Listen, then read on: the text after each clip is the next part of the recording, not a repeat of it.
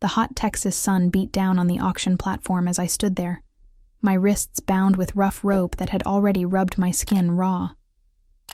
The year was 1868, and though the war had ended 3 years prior, some places in the frontier still operated in the shadows of old ways.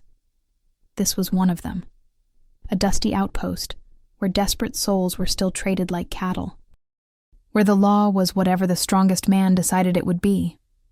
I kept my eyes downcast, not out of submission, but because I'd learned that men feared what they saw in them. My mother had always said I had a way with living things, that I could speak to them without words. But that gift had become a curse when the wrong people noticed. $2, a gruff voice called out, and I felt the crowd's attention shift. Through my tangled hair, I glimpsed a man built like a mountain, broad shoulders, sun-weathered skin, and hands that looked like they could snap a tree branch without effort. Samuel McKenna, I'd later learn his name was, though everyone just called him Sam. Sold. The auctioneer's gavel came down with finality. Sam approached the platform with heavy steps, his spurs jangling with each movement. When he reached for my arm, I finally looked up, meeting his steel gray eyes. Something flickered across his face. Surprise? Maybe. Or recognition of something he couldn't name. You seem too fragile for this place, he muttered, more to himself than to me, as he helped me down from the platform. His grip was firm, but not cruel, and I noticed the calluses on his palms from years of ranch work. The ride to his ranch took most of the day. He'd placed me on the wagon seat beside him rather than in the back with the supplies, which surprised me. We didn't speak much. He seemed to be a man of few words, and I was still processing the strange turn my life had taken. Name's Sam McKenna, he finally said as the sun began to dip toward the horizon. You got a name? Grace, I replied, my voice hoarse from lack of use. Grace Morgan. He nodded, eyes fixed on the dusty trail ahead. I run cattle. Got a ranch about 10 miles out. You'll help Cookie in the kitchen, keep the house. Can you do that? Yes, sir. Just Sam, he corrected. I ain't nobody's, sir. As we crested a hill, the McKenna Ranch spread out before us. A modest wooden house with a wraparound porch, a large barn, several corrals, and endless stretches of grassland dotted with cattle. It wasn't grand, but it was well maintained, speaking of a man who took pride in what was his. Home, Sam said simply, and something in the way he said it made my chest tighten. I hadn't had a home in so long. I'd almost forgotten what the word meant. Cookie turned out to be a grizzled old cowhand named Jefferson, who'd lost his leg in the war and now ran the kitchen with military precision. He took one look at me and shook his head. Boss, what were you thinking? This little thing won't last a week out here. Sam's jaw tightened. She'll do fine. Show her what needs doing. But I could see the doubt in his eyes as he looked at my thin frame, my soft hands that had never known hard labor. What he didn't know, what none of them knew, was that strength came in many forms. The first few days were hard. Cookie set me to work immediately. And though the tasks weren't cruel, they were demanding for someone who'd been living on scraps for months, kneading bread, hauling water, scrubbing floors. By evening, my whole body ached. Sam kept his distance, leaving before dawn to work the range and returning after dark, covered in dust and sweat. But I caught him watching me sometimes, a puzzled expression on his weathered face, as if he was trying to solve a riddle he couldn't quite grasp. It was on my 4th morning that everything changed. I'd risen early, unable to sleep, and stepped out onto the porch to watch the sunrise paint the sky in shades of rose and gold. The morning air was crisp, carrying the scent of sage and distant rain. That's when I heard it, a sound that made my blood run cold. In the far corral, a horse was screaming. Without thinking, I gathered my skirts and ran. As I drew closer, I could see the source of the commotion. A massive black stallion, rearing and striking at the fence posts, while 3 ranch hands scrambled to get out of his way. "Damn horse is gonna kill someone," one of them shouted. Boss is gonna have to put him down, another agreed. Ain't nobody been able to get near him since we brought him in. The stallion was magnificent, all rippling muscle and wild fury, his coat gleaming like polished obsidian in the morning light. But beneath the rage, I could see something else. Fear. Pain. A spirit that had been broken by rough hands and was fighting the only way it knew how. I approached the corral slowly, ignoring the shouts of warning from the ranch hands. "Miss Grace, don't! He's dangerous!" But I'd already slipped between the fence rails, my eyes locked on the stallion's. He stopped his thrashing, nostrils flaring as he caught my scent. For a long moment, we simply looked at each other, two creatures who understood what it meant to be caged. I began to hum, low and soft, an old melody my mother had taught me, wordless but full of meaning. The stallion's ears pricked forward, his breathing still harsh but no longer panicked. Step by careful step, I moved closer, my hand extended, palm up. "I know," I whispered. "I know what it's like. But you're safe now. No one here will hurt you." The stallion snorted, pawing the ground, but he didn't rear. Closer still I came, until I could feel the heat radiating from his sweat-dampened coat. And then, so gently it might have been a butterfly landing, he touched his muzzle to my palm. "Mother of God," someone breathed behind me. I turned to see Sam standing at the corral fence, his expression stunned. The other ranch hands had gathered too, their mouths hanging open in disbelief. "How?" Sam's voice was rough with something I couldn't identify. I stroked the stallion's neck, feeling the tension slowly drain from his muscles. "He just needed someone to listen," I said simply. "To understand." Sam vaulted over the fence with surprising agility for such a large man. The stallion tensed, but I maintained my touch, murmuring reassurances. Sam stopped a few feet away, his gray eyes moving between me and the horse with wonder. "I bought him off a trader last month," he said slowly. "Paid good money, but he's been nothing but trouble. Nearly killed Jose when we tried to saddle him. I was planning to—" He trailed off, unable to finish the sentence. "He's been mistreated," I said, running my fingers through the stallion's mane. "But he's not mean. He's just protecting himself the only way he knows how. Can you work with him? Gentle him?"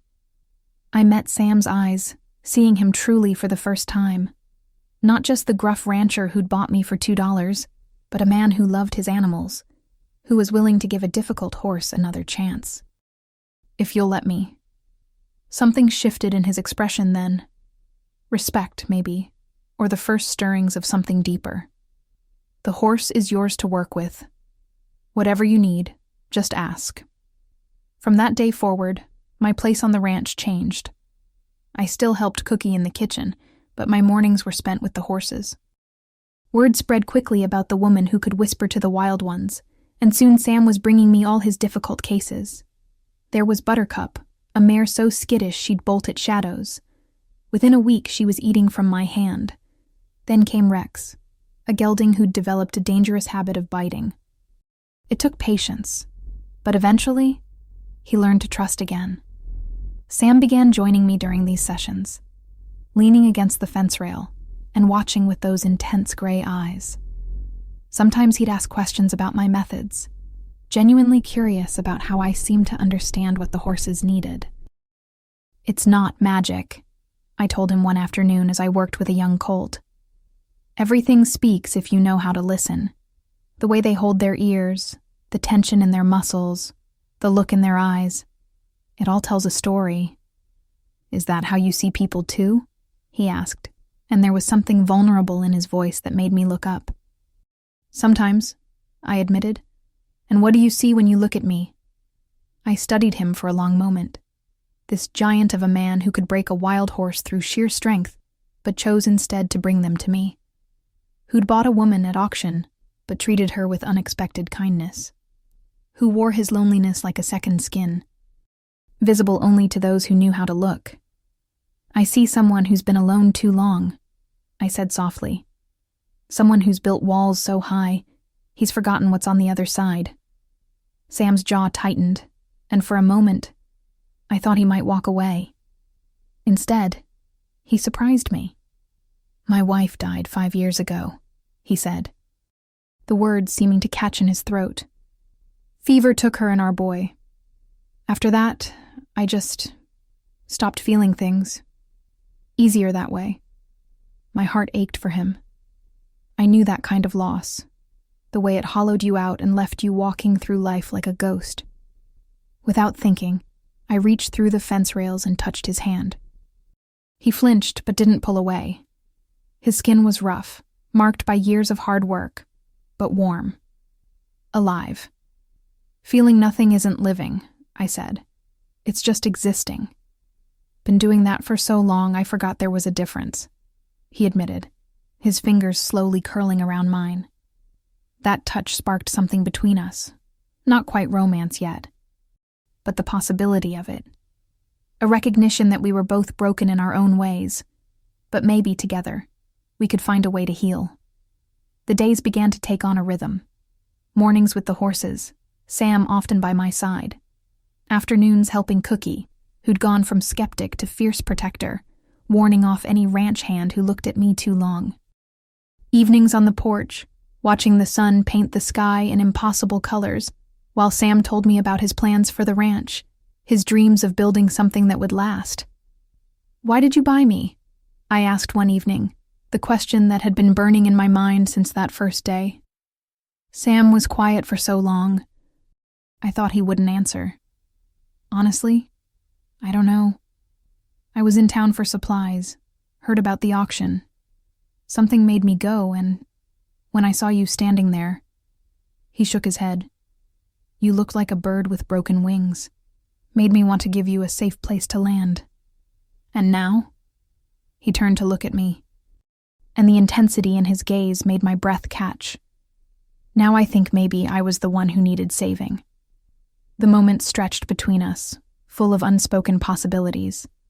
But before either of us could act on it, Cookie's voice rang out from the kitchen, breaking the spell. "Supper's ready, unless you two plan on starving to death out there." Sam smiled, a real smile that transformed his face, and stood, offering me his hand. "Shall we?"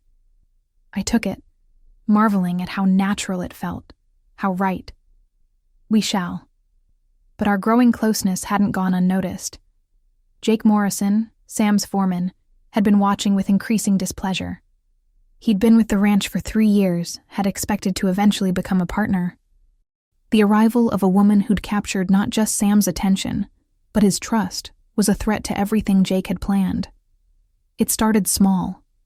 Little comments meant to undermine me, suggestions that I was too soft for ranch life, that Sam was being foolish to trust his valuable horses to an untrained woman. Sam shut him down each time, but I could see the resentment building in Jake's eyes. Things came to a head 3 weeks after I'd first gentled the black stallion, whom I'd named Midnight. Sam had been called away to deal with a dispute over water rights, leaving Jake in charge. I was working with a new mare, a sweet-tempered paint who just needed confidence building, when Jake appeared at the corral. "Heard you think you're some kind of horse witch," he said, spitting tobacco juice into the dust. "I work with horses," I replied evenly, not rising to the bait. "Sam asked me to." Sam's not thinking straight. Man's been alone too long. First pretty face that comes along and he loses all sense. Jake moved closer, and I could smell the whiskey on his breath. "But I see right through you. You're playing him, acting all sweet and gentle. But what happens when he figures out you're just using him?" "I'm not using anyone," I said, keeping my voice calm, even as my heart raced. The mare sensed my distress and sidled nervously. "No? Then prove it. Leave. Pack up and go before Sam gets back. I'll give you $50 and a horse. More than fair for someone who was bought for 2. "No." The simple refusal seemed to enrage him. "You don't belong here. This is a man's world, and Sam needs to remember that before you ruin everything we've built." He grabbed my arm, his grip bruising, and the mare whinnied in alarm. But before I could react, a familiar sound cut through the air, the thunder of hooves approaching fast. Midnight had broken out of his stall. The stallion charged into the corral like an avenging angel, placing himself between Jake and me. He reared, his hooves slashing the air inches from Jake's face, a clear warning. Jake stumbled backward, his face pale. "Call him off!" "I can't call off what I didn't summon," I said, though I placed a calming hand on Midnight's neck.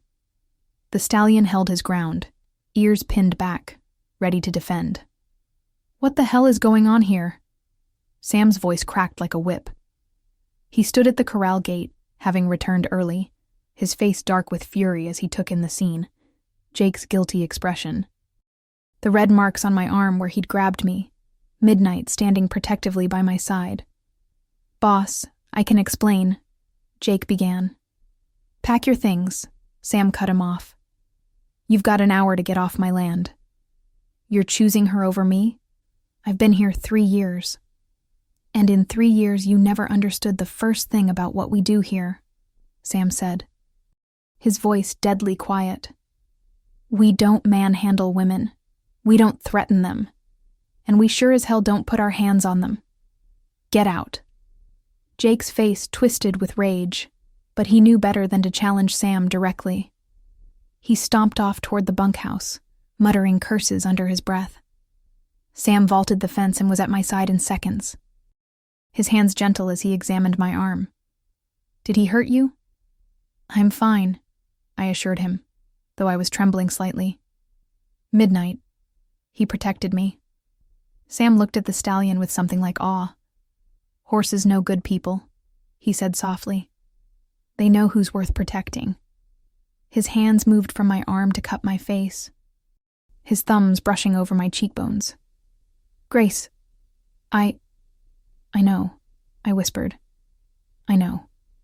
And then he was kissing me, right there in the corral with Midnight standing guard and the painted mare looking on with interest. It wasn't a gentle kiss. It was desperate, hungry, full of weeks of suppressed longing. When we finally broke apart, we were both breathing hard. "I should have done that sooner," Sam said roughly. "Yes," I agreed. "You should have." He laughed then, a rusty sound that suggested he hadn't done it in far too long. "Come on, let's get these horses settled and then we need to talk." That evening, after Jake had departed with much angry muttering, and the ranch had settled into its nighttime quiet, Sam and I sat on the porch swing he'd built but never used. "I wasn't looking for this," he said quietly, his arm around my shoulders. "Wasn't looking for anything, really. Just existing, like you said." "I know," I said, leaning into his warmth. Neither was I. That day at the auction, I can't explain it. Something about you called to me, like recognizing, like, maybe, 2 lost souls.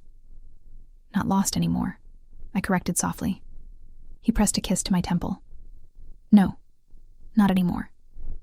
We sat in comfortable silence for a while, watching the stars emerge in the vast Texas sky. Finally, Sam spoke again. "I want to court you proper. Do this right.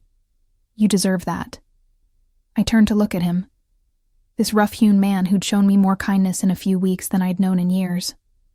"Sam McKenna, are you asking to court me?" "I'm asking for a chance," he said seriously. "To prove I'm worth your time, to build something real with you." "You already have," I told him. "Every day, in 100 small ways, you've already proven it." But I could see it mattered to him, this idea of doing things properly, of giving me the courtship he felt I deserved. So I smiled and said, "But I accept your suit, Mr. McKenna." The relief and joy on his face was beautiful to see. The next few weeks were a revelation. Sam threw himself into courting me with the same determination he brought to everything else. Wildflower bouquets appeared on my windowsill. He carved me a beautiful wooden comb for my hair. In the evenings, he'd read to me from the few books he owned, poetry that sounded strange in his rough voice but somehow perfect. The other ranch hands watched our romance unfold with approval. Without Jake's poisonous influence, the atmosphere on the ranch became lighter, more familial. Cookie appointed himself our chaperone, making sure we were never alone too long, muttering about propriety even as his eyes twinkled. And the horses seemed to sense the change too. Midnight, in particular, had appointed himself my personal guardian, following me around whenever he was let out of his stall. Under my continued work, he'd transformed from a dangerous outlaw to a mount any rider would be proud of, though he still only let Sam and me on his back. It was a Sunday afternoon, about 2 months after the incident with Jake, when everything changed again. Sam had taken me on a picnic by the creek that ran through the eastern part of his property. We'd spent the afternoon talking, laughing, stealing kisses when we thought Cookie wasn't watching from his strategic position 50 yards away. As the sun began to sink low, Sam grew serious. "Grace, there's something I need to tell you." My heart clenched. I'd been so happy, I'd almost forgotten that happiness could be snatched away. "I've been writing letters," he continued, "to judges, to lawyers, about your situation." I stiffened. We'd never really discussed the circumstances that had brought me to that auction platform, the questionable legality of my sale. "Sam, let me finish," he said gently. "I needed to know you were here by choice. Not because you had nowhere else to go. So I made sure. You're free, Grace. Legally, officially free. Have been for weeks now. I needed you to know that before I asked." He shifted, pulling something from his pocket.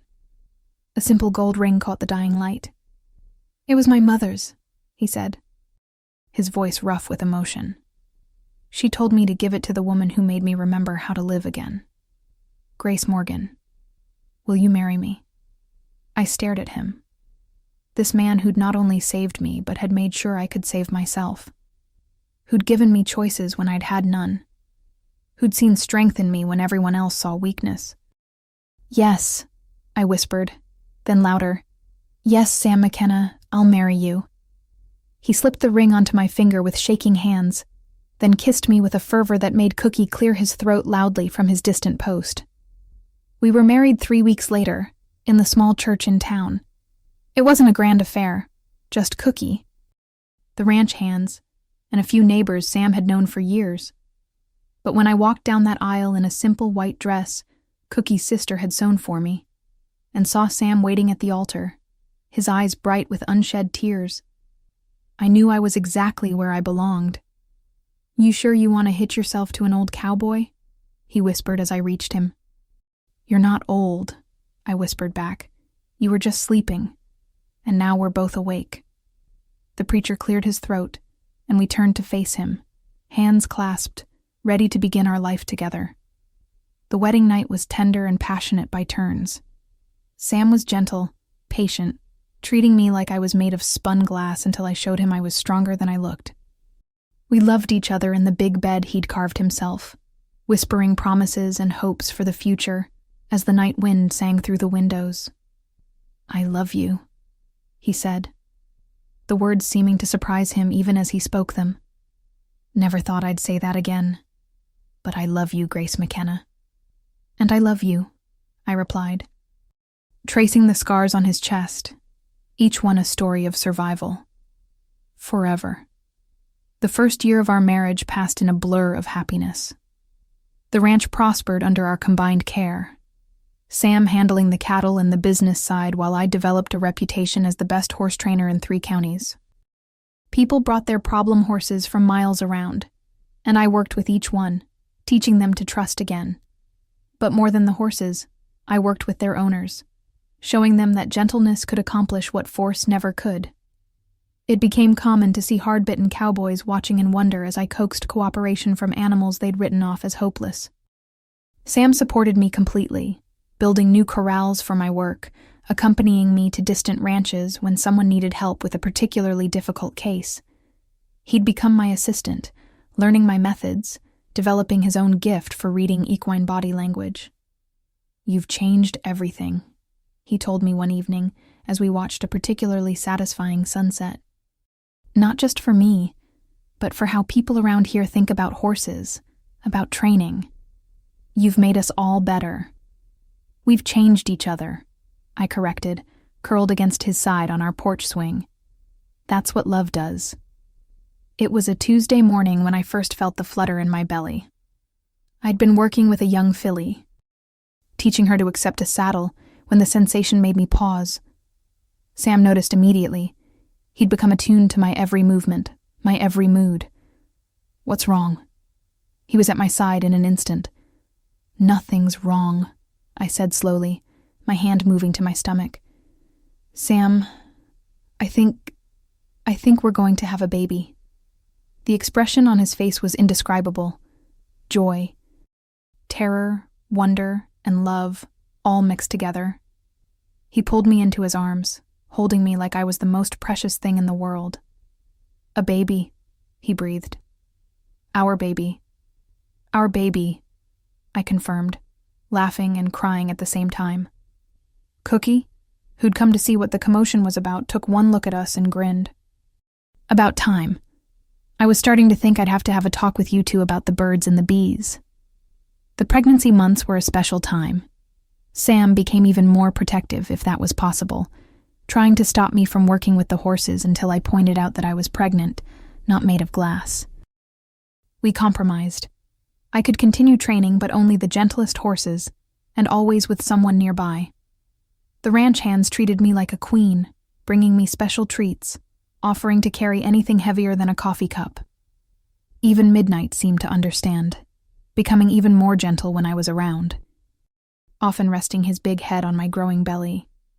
He knows, I told Sam one day. Animals always know. Sam placed his hand over mine on my stomach, feeling the baby kick. Our child's going to grow up surrounded by horses. Poor kid doesn't stand a chance of being normal. Normal is overrated, I said, leaning back against him. Our child will grow up, knowing that strength comes in many forms, that kindness can tame the wildest heart. What could be better than that? As my time grew near, we prepared the small room next to ours as a nursery. Sam built a beautiful cradle, carving horses into the headboard. I sewed tiny clothes, humming the same melodies I used to calm the horses, imagining singing them to our child. Labor came on a storm-wild night in October. The wind howled around the house as my pains began, and Sam sent one of the hands racing for the midwife. But babies keep their own schedule. And our son arrived before help could reach us, with only Sam and Cookie to assist. You're doing great, darling, Sam said, his face pale but determined as he held my hand. You're the strongest woman I know. Don't feel strong, I gasped between contractions. You tamed Midnight, he reminded me. You tamed me. You can do this. And I did.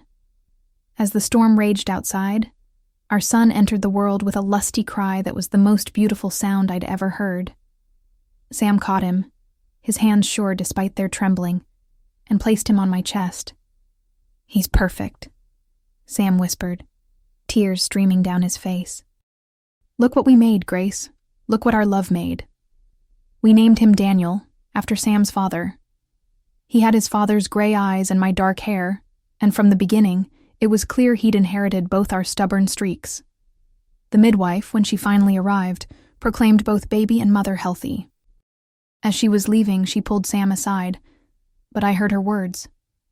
That woman of yours is something special, she said. Not many could have managed that with such grace. I know, Sam replied, his eyes finding mine across the room.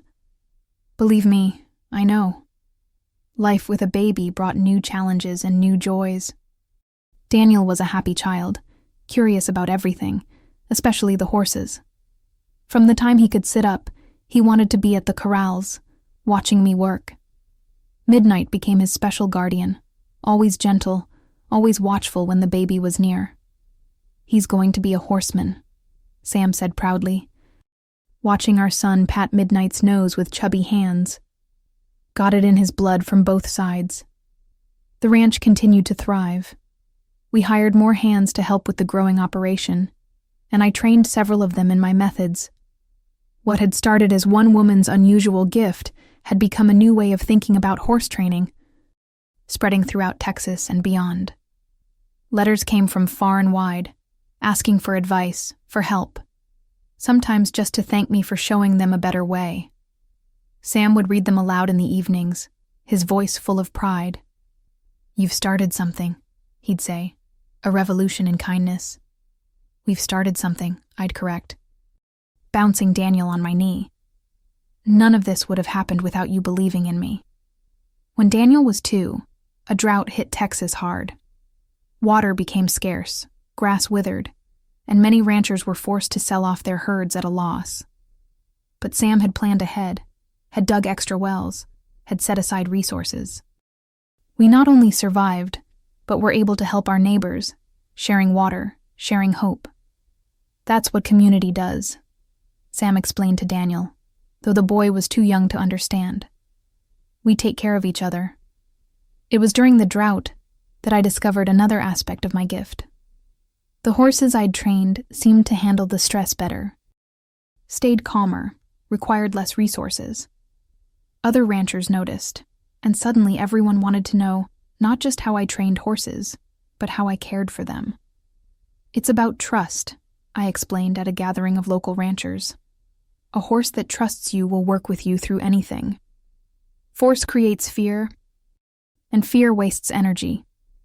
But trust creates partnership." Old habits died hard, and not everyone was convinced. But results spoke louder than words, and gradually, the old harsh methods gave way to newer, gentler ones. Sam watched this transformation with quiet satisfaction. "You didn't just save me," he said one night. "You're saving a whole way of life, making it better, more humane." "I had a good teacher," I said, thinking of my mother, of the gift she'd passed down to me, and a good partner to help me share it. The drought eventually broke, and with the returning rains came new growth, new life. The ranch expanded again, and we built a proper training facility where people could bring their horses and learn our methods. Daniel grew into a sturdy, thoughtful child who did indeed inherit both our gifts with animals. By age 4, he could calm a nervous colt just by humming to it, could tell when a horse was sick before any symptoms showed. "He's got the gift stronger than either of us," Sam marveled, watching our son work. "He's got both our gifts combined," I said. "Your strength and determination, my intuition and gentleness. He'll do amazing things." And he did. But that's a story for another time. Looking back now, from the vantage point of years, I can see how unlikely it all was. A desperate woman on an auction block, a lonely rancher who'd forgotten how to feel, a black stallion too wild to tame. We were all broken in our own ways. But together, we found wholeness. Sam likes to say I saved him, but the truth is we saved each other. He gave me safety when I had none, purpose when I was lost, love when I'd forgotten what it felt like. I gave him gentleness in a harsh world, showed him that strength didn't always mean force, helped him remember how to hope. The ranch is larger now. Daniel grown with children of his own who carry on our traditions. Sam's hair has gone silver, and there are lines around his eyes from years of squinting into the Texas sun. But when he looks at me, I still see that wonder from the first day I gentled Midnight, that amazement that someone like me could love someone like him. "Do you ever regret it?" he asked me recently, as we sat on our porch swing, watching our grandchildren play in the yard. "The way we started? How can I regret the path that led me to you?" I replied. "Every hard thing, every painful moment, they all led here, to this life we built together." He pulled me closer, and we swung gently in the evening breeze, comfortable in our silence, in our love that had weathered drought and plenty, sorrow and joy. "You were wrong, you know," I said after a while. "That first day, when you said I seemed too fragile for this place. Best mistake I ever made," he said, kissing the top of my head. Turns out you were exactly strong enough. Strong enough to tame the wildest horse. Strong enough to heal a broken heart. Strong enough to change the world. One gentle touch at a time. As the sun set over our land, painting the sky in shades of rose and gold, just like that first morning when I'd found Midnight, I thought about all the horses I'd trained, all the lives we'd touched, all the love we'd shared. And I knew that sometimes the greatest strength looks like gentleness, that sometimes the wildest hearts just need someone to listen, to understand. That's what he said, all those years ago, that I seemed too fragile for this place. But he learned, as I had learned, as we taught others to learn. True strength isn't about force. It's about connection, about trust, about the courage to be gentle in a harsh world. And in the end, that made all the difference.